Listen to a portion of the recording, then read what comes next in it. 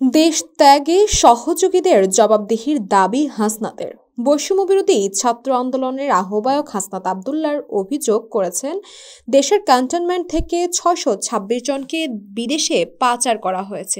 যারা এই প্রক্রিয়ায় যুক্ত ছিল তাদের অবশ্যই জবাবদিহিতার আওতায় আনতে হবে। তিনি বলেন, পাচার হওয়া এই ব্যক্তিরা ভারতে অবস্থান করে বাংলাদেশ বিরোধী ষড়যন্ত্র চালিয়ে যাচ্ছে।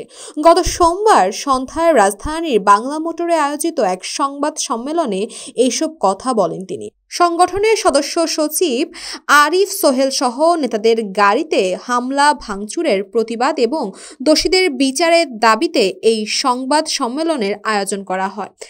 মামলা বাণিজ্যের অভিযোগ হাসনাত বলেন, দেশের কিছু রাজনৈতিক দল জনগণের ইচ্ছার বিরুদ্ধে গিয়ে মামলা বাণিজ্যে লিপ্ত হয়েছে। তারা মামলা দায়ের করে এবং টাকার বিনিময়ে সে মামলার নাম বাদ দেয়। এসব কাজের সঙ্গে যারা জড়িত তারা দেশের শত্রু। তিনি রাজনৈতিক দলগুলোর প্রতি আহ্বান জানিয়ে বলেন, আপনারা তৃণমূল নেতাদের সতর্ক করুন যেন তারা কোনোভাবেই এই অপরাধে জড়িত না হয়। শেখ হাসিনার প্রত্যাবর্তনের প্রসঙ্গে হাসনাত আরও বলেন, শেখ হাসিনা অবশ্য বাংলাদেশে ফিরবে। তিনি বিচারের মুখোমুখি হবেন।